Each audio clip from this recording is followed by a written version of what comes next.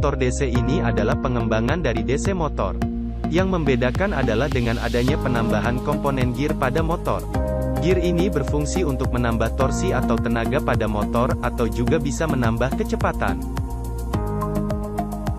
Motor servo merupakan pengembangan dari DC motor juga, dan sudah memiliki gear, tapi bedanya motor servo bisa diatur kecepatannya. Di dalamnya terdapat potensiometer dan driver motor, sehingga bisa diatur derajat putarannya. Motor servo biasa digunakan untuk membuat robot berkaki.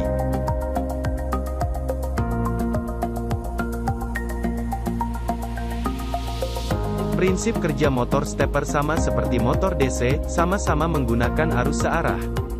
Akan tetapi stepper tidak berputar 360 derajat dalam satu step, melainkan berputar dalam beberapa step. Untuk berputar 360 derajat, stepper bertahap 45 derajat dahulu, dan lanjut ke 45 derajat, begitu seterusnya. Tergantung dari jenis dan spesifikasi motor. Sesuai namanya, linear aktuator adalah jenis motor DC yang bergerak linear atau maju mundur. Gerakan maju mundur tersebut didapat dari hasil perpindahan dari roda gigi dengan motor DC rotari. Linear aktuator juga tentu memiliki feedback yang dikirimkan ke controller, membantu mempermudah pengendalian.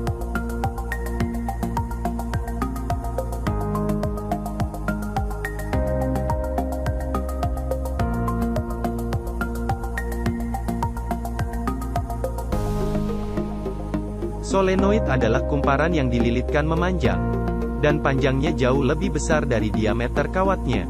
Yang membedakan solenoid dengan linear aktuator adalah solenoid tidak menggunakan DC motor ataupun gear untuk menghasilkan gerakan linear. Tapi memang bentuknya sudah berbeda, bentuknya dibuat untuk bisa bergerak linear. Solenoid dalam aplikasi sehari-hari biasanya digunakan untuk pengunci pintu rumah otomatis.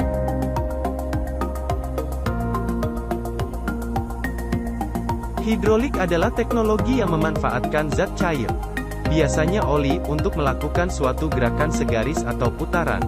Sistem ini bekerja berdasarkan hukum Archimedes dengan prinsip, jika suatu zat cair dikenakan tekanan, maka tekanan itu akan merambat ke segala arah dengan tidak bertambah atau berkurang kekuatannya.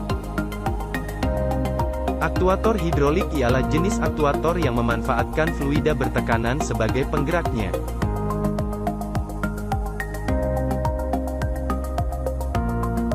Aktuator jenis pneumatik ialah aktuator yang memanfaatkan udara bertekanan sebagai penggeraknya. Biasanya udara bertekanan yang dihasilkan oleh kompresor.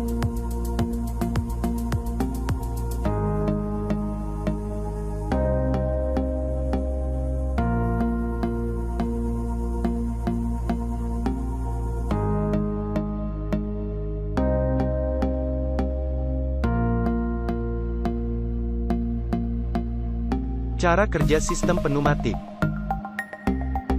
Udara disedot oleh kompresor dan disimpan pada reservoir. Selanjutnya udara bertekanan itu disalurkan ke sirkuit dari pneumatik.